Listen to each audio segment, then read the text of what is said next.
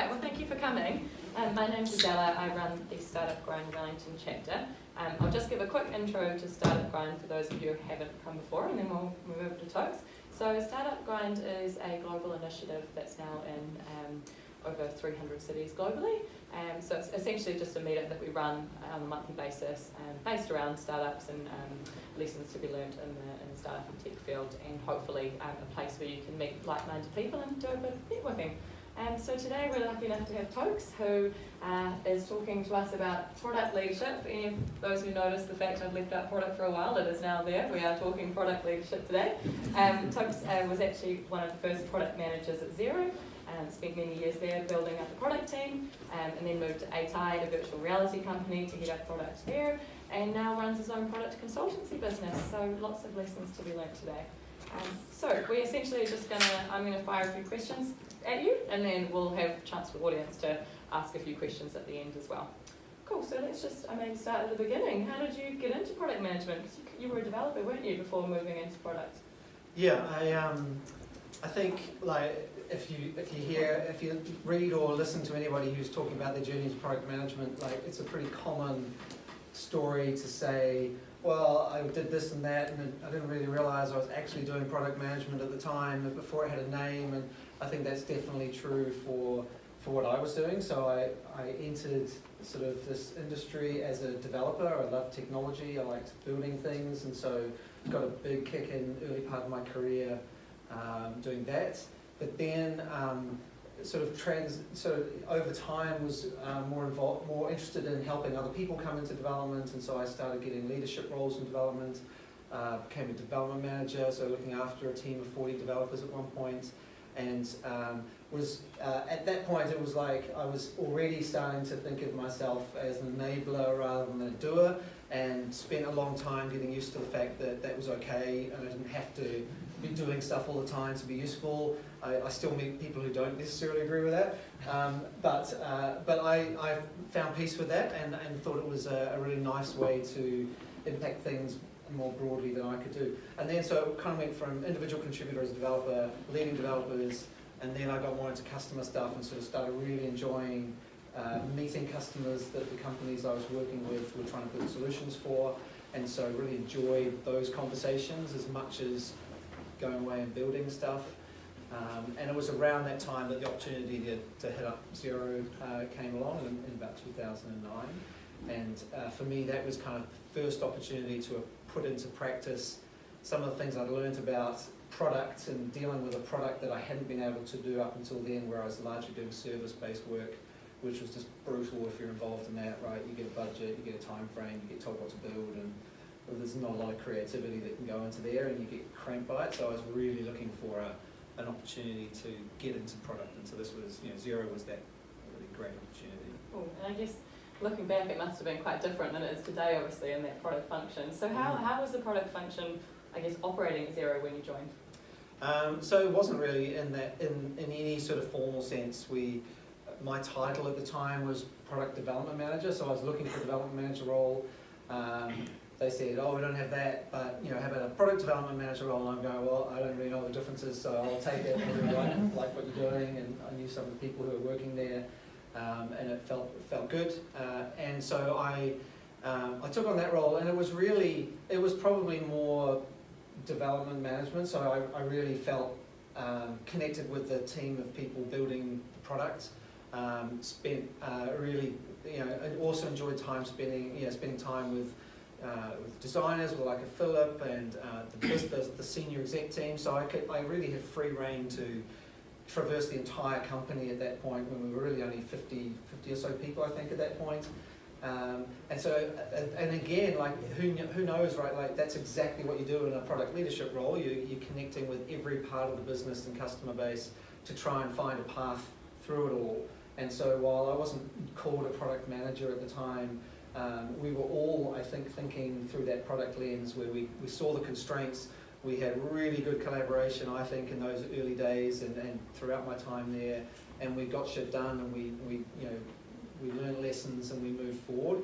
And in fact, someone asked me today, I was talking with a group, and they were talking about how they were wanting to evolve their product leadership capability and they were kind of really worried about whether they were doing it right and whether this was the right principles to be following. And when I look back at Xero, the biggest lesson I think I had was that we did none of it, right? We didn't do Scrum, we didn't do like any prioritization techniques, we didn't do discovery that officially, right? It was very organic.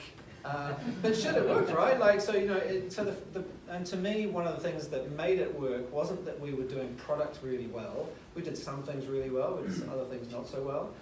It was the fact that we were well connected within the company. There were very few like places you couldn't talk and people you couldn't talk to. And sure, people had opinions you might not like, right? But you could, we didn't have too many hang-ups that we were really navel-gazing for too long. We really just get on and do it. And from my perspective, like I wonder how I would go now, because now I'm kind of looking for people following certain patterns of working that are more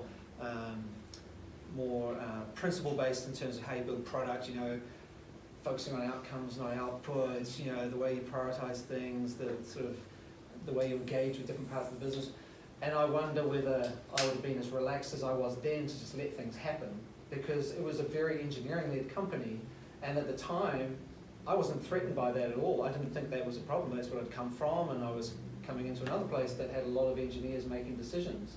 And yes, we called ourselves a design-led company. And in fact, the design team were probably doing some of the more official product things, if I look back now.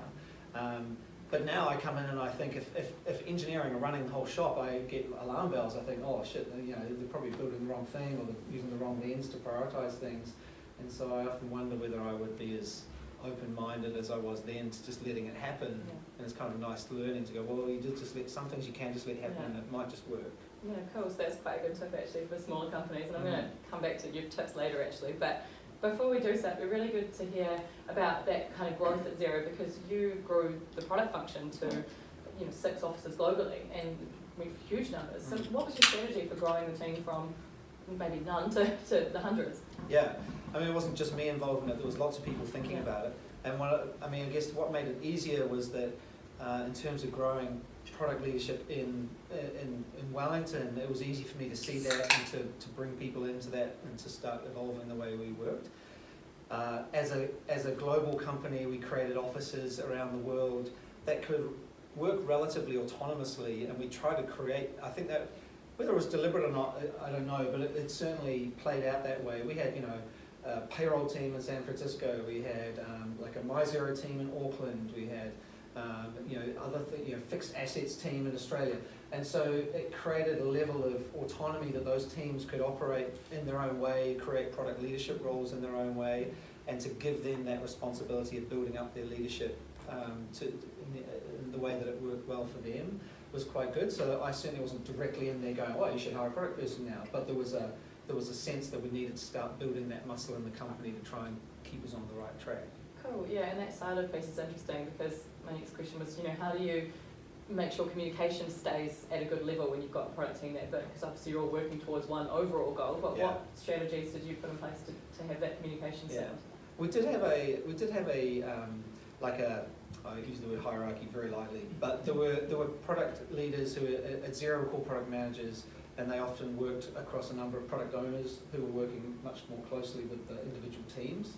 And those product managers, so I was product manager maybe for all of Xero Business at one point, and there was another product manager who was looking after some stuff in Australia around fixed assets and payroll for them. And so we would have conversations about things that were going on in each other's worlds. But actually Xero made it very easy to not have to talk to people who weren't in your area. And that sounds like counter-collaborative, right? We all think we should be hugging each other every day, but it's like, there's actually the best form of collaboration is where you don't have to collaborate, right? Like collaboration is friction, and when you have to do it, you need to do it really well. But if you can architect your business in such a way that you don't need to talk, that's even better.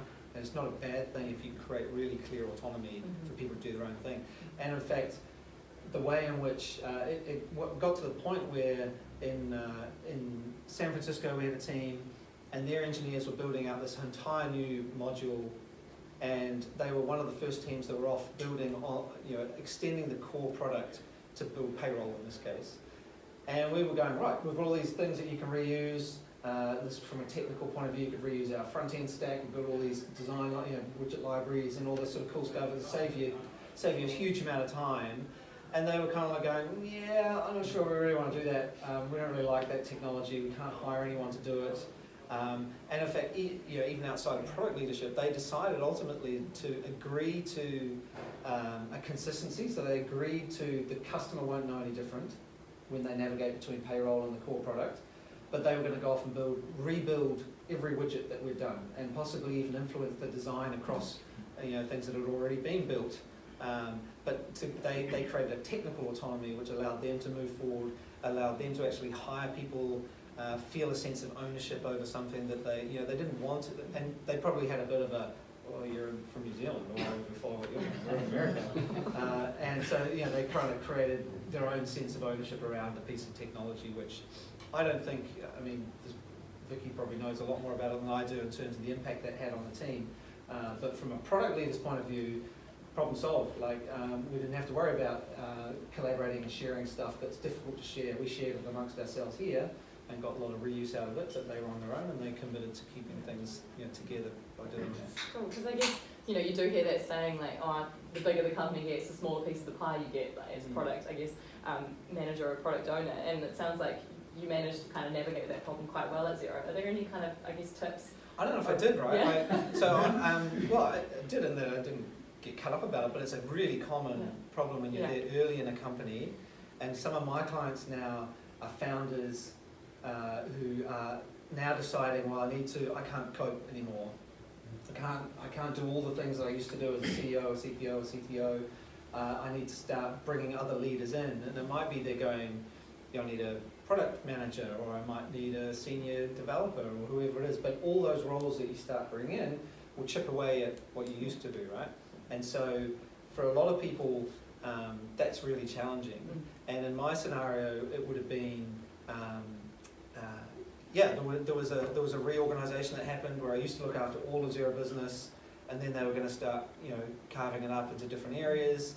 And as it got even further now, you have people owning very small parts or very distinct parts of what used to be, 5 teams all working on it.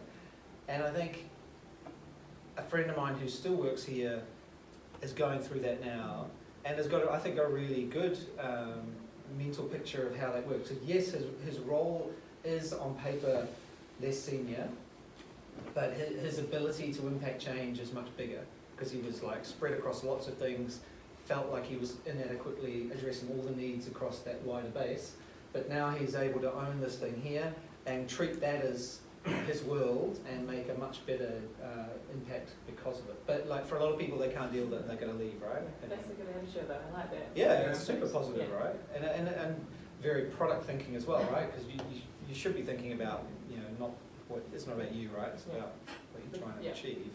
Very true. And that's been really good hearing about the Xero story, so thank you. But I guess before we move on, what do you think were the key lessons you learned through that kind of scaling period, and obviously so many changes? What do you think were the key lessons that? Lots. So the ones that I refer to when I'm talking to clients now probably centre around just be a little bit patient. A lot of companies come to me and say, right, we need a CPO, we need a head of this, and often they actually don't. They need something. They might be asking for a head of product, but actually the CEO is still the head of product and is not looking to let go of that. And when they actually say I want a CPO, they actually mean I want a project manager to get rid of all the stuff I don't do. They don't want to advocate, vision, strategy, decision making, prioritization. That's something that I think CEOs in particular can defer a lot longer than some of them feel they need to. And in fact, some of them decide to stay back in product, right? It's not totally unheard of. So don't be in a rush to hire a whole suite of product leaders just because you feel like you're rushing. Sure, yeah. And then also don't and so part of what I go in and talk to people about is what that product leadership means. It's not about execution and delivery alone. It's part of that, but generally people who haven't thought about product leadership think product leadership is about making the ship go faster, and that's like 20% of what someone does maybe, of all the things.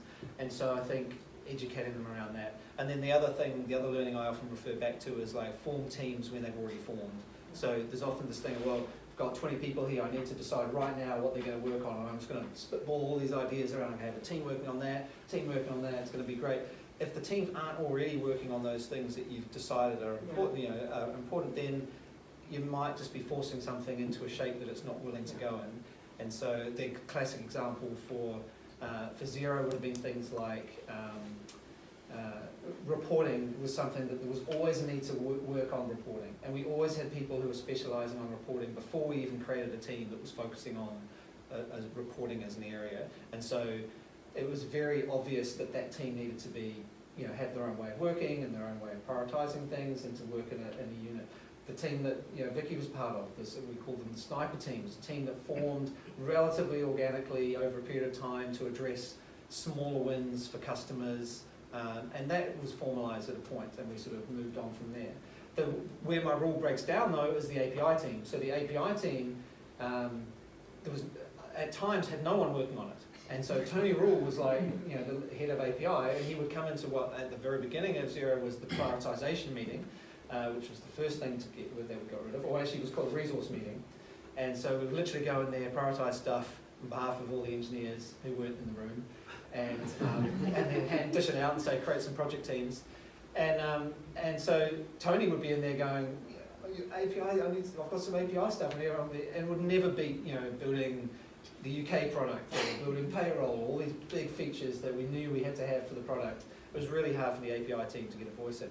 And it took actually a deliberate strategic decision and a very explicit decision from leadership to say, yes, API is a core strategy for us to build this ecosystem that's now a big part of the success and the stickiness of Xero, and it could only happen by creating a team around that API in a way that wouldn't have happened naturally. So it's like, create teams to either reflect what's already happening in demand or to protect something that's not being protected that should be. And sort of rather than I just have to do it because we're big. Yeah, that makes sense. Yeah, and it's kind of not doing something just because you have to. You should do it. Yeah, I like that. Cool. So then you moved to AI. So I guess it'd be good just for you to quickly summarise AI as a product, because it's not one everyone's heard of. And then we can talk about that. So AI, like in layman's terms, built technology to record holograms. So you would come into a studio with a green screen with a whole lot of cameras around you that film you doing your moves, and then they would turn that into a digital hologram that you could put in VR or AR and do stuff with. So I joined there initially as the VP of engineering, so I was going, I want to get back to my roots, I want to get back to my tech roots. And then with about 5 minutes in, I realised that I still cared about more than just the technology, and realised that I didn't understand any of the technology that they were working on. It was like this voodoo science that they were working on. And so like got into product thinking, well, the problem that this company has is they don't know why they're building it, and who for, and there's zero demand for it right now other than media imprints. And so I thought, so my naive thought was that I could go in there and make a difference in terms of helping them define what this product was. And it's probably, to be fair, my biggest failure in my career, I think. Like I didn't make the impact I wanted to there. It was the culture, the research culture, academic culture, where I found impenetrable. I liked it, like I enjoyed talking to them about it, but there was no change in their prioritization lens. A good example, that it was clear to me the channel to getting people to use this technology was mobile, and yet we continued to, I would have discussions around this, and I thought we'd all agree, and it'd be like, the engineers would say, why are you getting us to build mobile stuff? That's not the best I can do. The best I can do is in a headset that nobody owns, in a room that nobody has, with a computer that no one can afford. That's what I want to be working on. And so it was this really challenging environment to, can't deny it was amazing tech they were building, but even to this day, they're a fraction of the size they were, and they're still going, right? But they've actually, ironically, gone back into mobile heavily, and into an industry that was the first industry that everyone probably thinks of when they think of VR. Not entirely, like it's not completely capitulating to that industry, but is skirting around it nicely. So it's still in the App Store, so it's still a wholesome family fun. but like that, it's a really hard decision, right? And I learned a lot about backing my instinct, and I think if I had backed myself more, I would have left a lot earlier. And on my own terms, and as it turned out, I didn't get to leave on my own terms, and that hurt. And so, yeah, I learned a lot about backing my own instincts on things that, it's really hard to do that when you're in the thick of it. And I talked to Philip, and Philip would challenge me to go, I've never thought VR was going to succeed. I don't know why you're wasting time. There's nothing in here. And and I was kind of like, I remember having these conversations with him, going, no, but imagine education and training, and imagine if you want to improve your golf swing. And I was like trying to think of all these scenarios that, maybe they would have worked, but we weren't grunchy enough to actually, try things out. That there was no experimentation going on, and it was quite hard to experiment in that world. But so really different. Very different experience. Very different product as well. And so you mentioned there, there's obviously a lot of lessons, and you mentioned there the one about instincts. Was there anything else that you think you would have done differently, given if you could do it all again? In ADI in particular? No, other than leaving earlier and backing myself, being more of a leader. Like, I don't think I exhibited enough effective leadership in that role to change hearts and minds. And that at the heart of product leadership, which is why I call it product leadership, not product management, right? Because at the heart of that discipline is the ability to influence.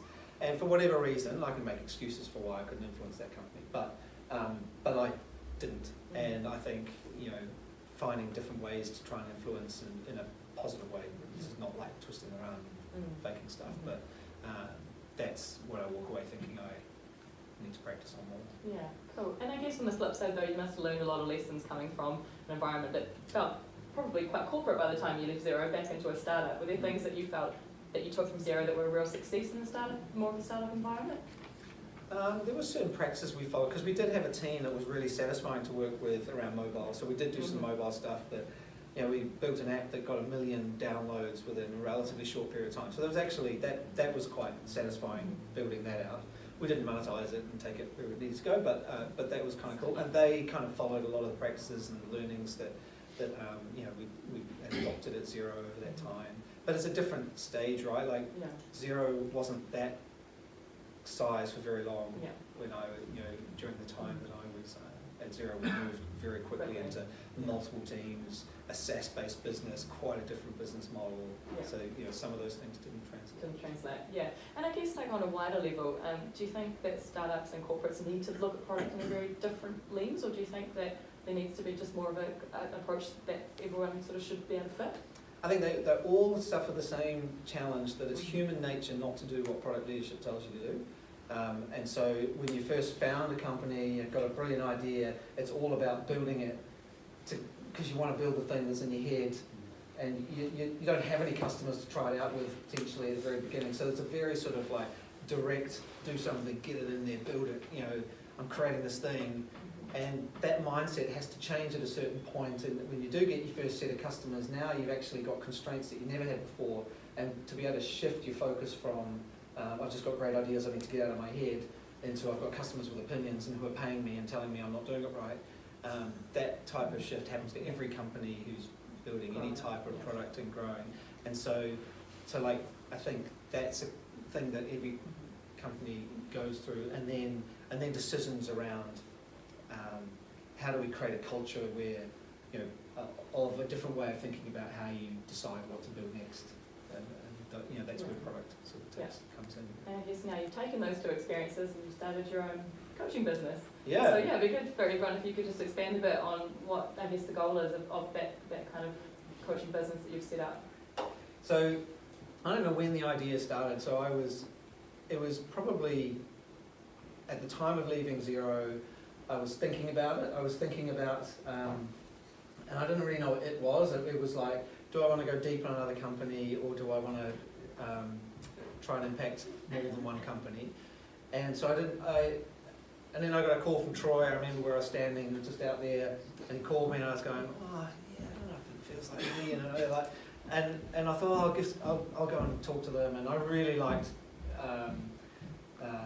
the people who were interviewing me, and Tony. It was Tony Moyes, who was the COO at the time, was really, really welcoming, and I had a really good connection with her. So I decided to jump into that, and then I was at ADI for 2 years, and near the end of that, as I was sort of having these challenges and going, man, this it really work it? I'm not sure if I'm impacting enough, I should do something else. I started to reach out to people and sort of talk about this idea I had before I decided to leave, and thinking, hey, I've got this idea of whether I can sort of help businesses, and I really loosely formed idea of what I thought that might look like. And so, and I don't know if anyone else has been through this kind of this transition from one type of work to another. It's really hard to do when you're still working, right? Because it was still a really demanding job, and it's hard to moonlight an idea and take it off, and the family. And so I found that kind of, I would have these coffees with people and really enjoy the engagement I was having with them, and they might be in product. And I've been running a product tank meetup since 2015, and that was starting to take off, and I was getting a lot of enjoyment out of running that. But it was just no room, and so I decided. Well, actually, no, I didn't decide. So there was some redundancies happened at AI, and I decided to use that opportunity to not get a job. And I had plenty of time, and there was opportunities. I could have gone into many types of companies and done it all again. But I made this really clear decision that I wasn't going to work for 4 months. I was lucky that I could, and I could afford to take 4 months off and not have to worry about paying the bills. And so, and actually, like when I look back at it, and even when I was in it, I knew I was doing it. I really took this product-centric view of how I was going to do that. I did market research. I found out there was a demand for the thing I was offering. I worked on my elevator pitch. Anyone who I knew in the industry, I would explain what I was thinking I was going to do, what my product, the product of Tokes, was going to be. And I got feedback, and they go, "Oh, no one's going to buy that. It's not worth that," or you need to refine that story a little bit more. And so again, you kind of you build this muscle of how to think about running businesses, right? And again, I have these reflections on product leadership as we all think it's this new thing that's come up, but it's actually just a new wrapping around something that people have been doing forever around running products and running companies and building startups. And they're things that we've been doing all over the place, but we kind of put it on these software product businesses, and we try to apply different practices to do the same principles that have been there forever. And so I went through this process of doing that, and then found out that there was lots of interest and demand that I thought I could tap into. And within 6 weeks, I think I had my first client. I've been going for 18 months. I've worked with 20 clients now across a broad range of companies, lots of B2B, lots of fintech in Wellington. I've got some clients in Auckland, some in Napier. So it's like this real growing awareness of what product leadership is or could be, and a thirst to understand it, and a willingness to buy it and bring it in. And whether it's me coming in to help them, or me helping them find people to bring in, or working with their people, there's this real hunger to do it better than they recognise that what they're doing now isn't working. They can't quite articulate why it's not working. It's generally articulated, like I said before, not going fast enough, and I don't think the engineers know why. I don't know what they're working on, and I don't think they know what they should be working on. And there's this very us and them language going on that they don't see. A lot of them don't see it as a problem, but it's nice to be able to go in there and sort of level up in terms of an understanding of how you work as one team, and how you collaborate, and how you build in responsibilities and roles within a company that don't have to be threatening. You don't have to. If you're a CEO, you don't have to let go of the reins, right? You can still be in control. And so I just love going in there and sort of spreading the word, if you like, about what good product leadership can look like, and then trying to help companies iterate on that. Cool. And I guess it's, like you say, more of an approach where you're teaching them first coming in and doing really, isn't it? Yeah, so I don't know if you use the consultant word. I don't. You do. And it doesn't like it. Well, only because it's kind of, in my mind, it's got this connotation of you go in there, write a report, and leave. And I haven't written a single report in the time I've been running this business, and it's not. But there's no real good word for it, right? Advisory maybe. I landed on coaching because coaching was kind of it reflected the sort of the value that I have about enabling other people to do what they're already doing better. And so that feels like coaching. And whether it's an individual who's a leading product, or whether it's a business looking to bring product leadership into their company, the commonality across all the clients I have is there's already someone in there doing it, and they're looking for support, or they want to bring people in, and I can help them find people to fill that, and then I can work through them. And then my ultimate aim is to walk away from every client and leave them in a better place than they're off, right? To create that momentum in them without needing me. So I have to say no to pieces of work where it's like, oh, can you do this feasibility study for me? Can you be, you know, I fell into it a little bit with Flick, so I did some work with Flick early on. They were my first client actually, and ended up being their virtual CPO, and that kind of dragged me back in and made me realise that I've got it, you know, my whole idea is to scale myself and not get stuck on one client for too long. Yeah, interesting. And I guess now you mentioned it sounds like you probably get a lot of common themes that people come to you with. Like, is that correct? Is the correct assumption? I think so, yeah. Like the common, whatever size the company's in, they're going through, there's a little transition they're going through. It's either from no product leadership to, actually no, I've never worked with a company that doesn't have any official product leadership. They've always got at least a head of product, and not even a virtual one through the CEO. They've actually called someone a CPO, right? And so they're coming saying, look, I've got this job, I used to be something else, and now I've taken on the CPO role, I'm not really sure what I'm supposed to do. So that's one in.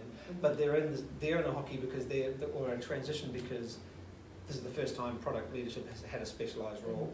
And then the next one is like, they're doing that, and they're going, well, I can't keep going, I can't do it all myself, how do I sort of decentralise my leadership across a broader team? And so then it's all about, well, what type of product leaders do you bring on next, and when, and how many, and how do they operate, what seniority do you do, what do you let go of when you bring them in? So if you're head of product and you bring in a product leader, what do you get to do? And sort of, you know, explaining some of that stuff. So those are all common themes that require them to understand that role really well and to see how it fits with their company. It's not, and it isn't kind of cookie cutter in that, oh, when you're this age, you know, you need one product owner, or you should have a product manager, not a product owner. There's different ways of doing it, different personalities, different emotions in a business, different sensitivities that abound. You know, some companies have a very strong marketing team, and so a marketing team can be hugely threatened by another group of leaders who own the customer, because they own the customer, right? And so you've got to be really sensitive to how other teams operate in there. So which is why it's less about consulting, about this is how you do it. It's like, I need to spend time with your people and your teams. It's not one size solution fits all, which is, I was wondering if you could answer when you should hire your first product person, but it sounds like when it's really right for you and your business.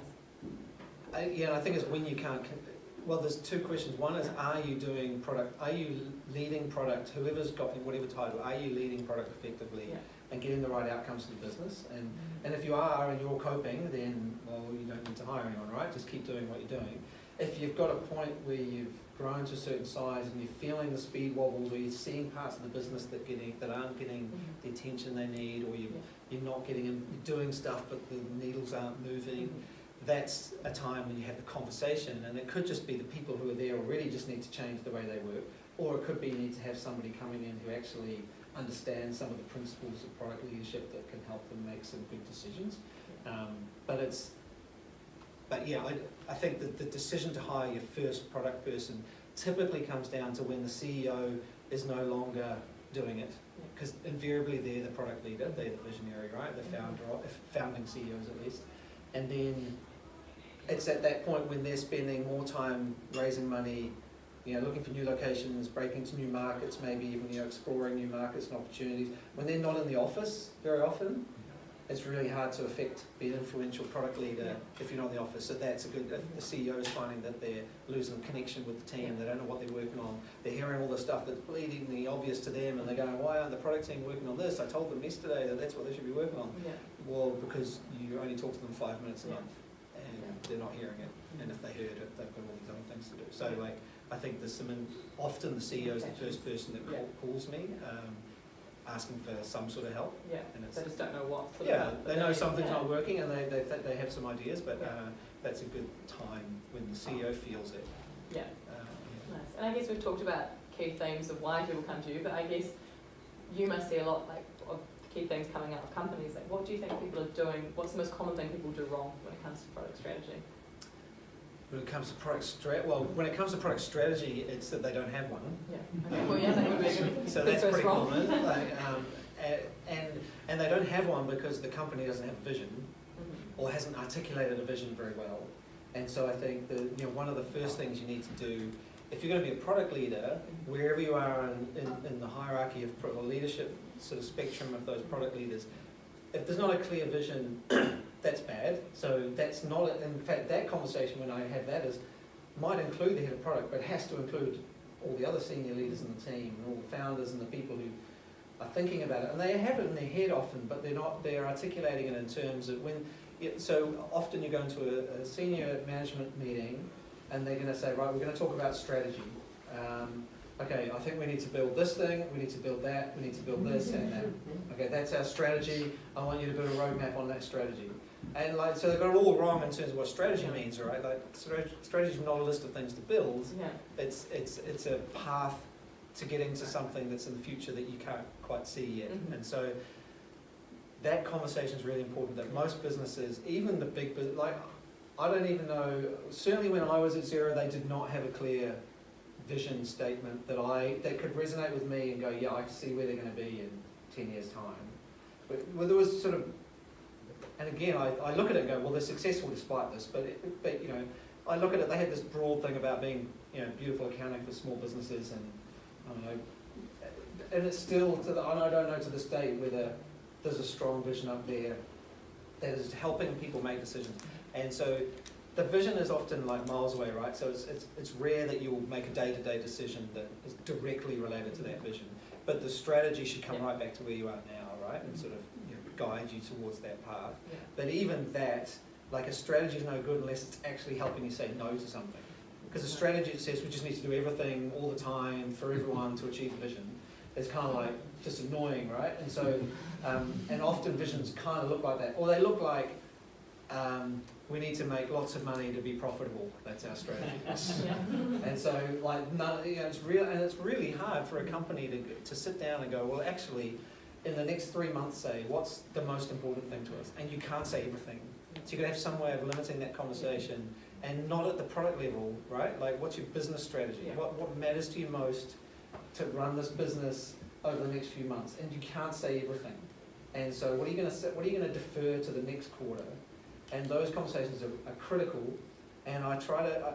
I'm doing it with a company at the moment, and I'm trying to do it in tandem with the CEO trying to articulate that vision in their head, and then sort of the product team kind of have a strategy that they kind of have in their head, because they know what they've been asked to build, and they're kind of working backwards from the things they've been asked to build to, okay, why are we building that again? Oh yeah, that's going to help us do this, and there's kind of, and I'm hoping that there's going to be some meeting in the middle when the product team come up, and that's your point, yeah. And then moving forward, they can start from those objectives that they're looking towards in the quarters, rather than going from the ground up. Because then you can be much more intentful about what you're doing and why. Cool. Oh, that's been awesome to get some, I guess, advice from what you're doing with your clients and key things. So thank you. And I guess for you, like, part of the process that you thought about when starting this business was how can you look at, or how can startups look at different solutions in the product space? Do you think there's case for part-time CPOs or virtual CPOs? Do you see that landscape changing at all in the future? In terms of product leadership, I think it would be very hard to do product leadership part-time, which is why I don't consult, because like you consult, do something, then you go and then what they're going to do with it, right? And so it's more than the full-time job. You know, did a post recently where it sort of describes the various role, the spectrum of leadership things that happen, and like a project manager might work on the stuff that delivers features, a product owner might be more focused on that and the team, and then a product manager's looking at things beyond and outside the team that influence what they do, and maybe across multiple teams, and then you've got a future thinker that might be the head of product. And so if you're in that product management space, thinking not only about the team and the features and the mechanics of getting things out to the market, but also deeply involved in discovery and in prioritization, you might even be managing some of those product owners. It's a massive role, and one of the mistakes I think some companies make is that they go, and this is typically not in startups because they're not at that stage yet, but maybe it's like an indicator. If you find that role is massive, what banks have done and what insurance companies do, they create business product managers.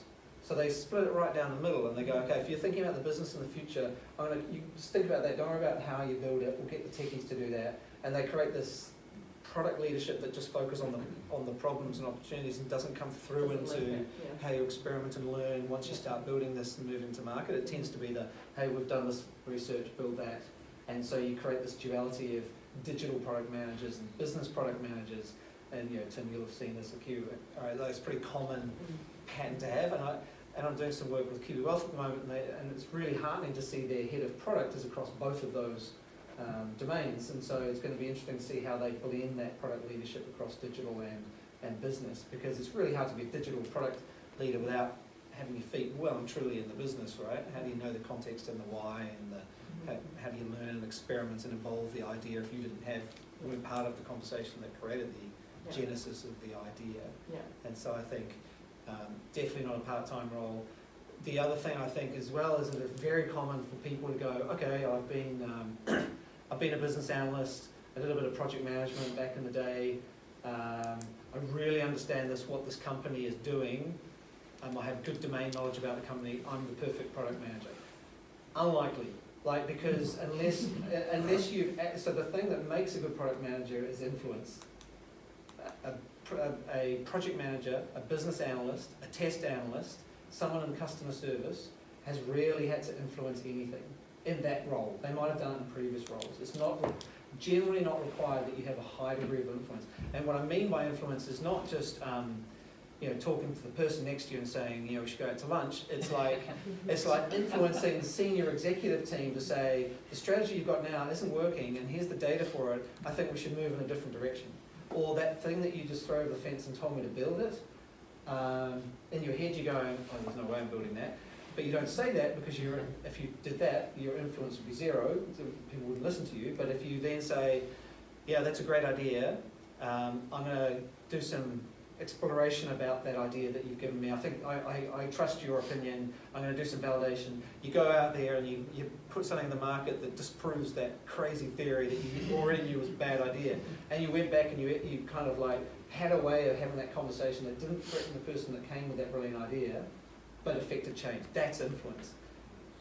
A lot of people in product leadership do not have experience doing that. And so I'm really interested in finding people who are in completely different roles to product leadership, but have been in influential roles and have learned how to influence, are great leaders, understand shades of grey, and that there is no right answer, and ambiguity is they're comfortable with that, because that is the playground of effective product leadership. And I think that's not well understood by people who want to get into the field of product leadership, and it's not understood that that's a requirement for people who are asking to hire them, because they don't realise that they're actually leaders. They just think they're execution whip crackers. And so I think I'm trying to open my mind to the possibility that somebody who's never done a product leadership role could be actually really good. And in fact, I interviewed somebody for a role for a company, and I actually thought they were really good. They had no formal training in product, no direct experience as a product owner or product manager, but had founded their own company, were sort of running around the whole company trying to get things to happen. We're going out talking to customers and sort of coming back with intel back to the engineers. Was doing all the things, and they were the CEO, and they were kind of like looking for a role they could do. They didn't want to be CEO again, but they actually understood that product leadership was this holistic thing that wasn't just about delivery. It was about understanding the why and building something that had impact. And I think that would have been great, but for whatever reason, the clients wanted somebody. You haven't worked as a product manager at a bank. Well, then you can't work for us. This wasn't a bank client, but and so I think that I want to try and affect change in how we look at product leaders, and myself as well, because I probably have the same biases, and try to give people opportunities if they think they've got what it takes to work in that environment. Have empathy with those sort of business, customer, technology groups that are trying to wrangle. I think there's people who have that who aren't in product now.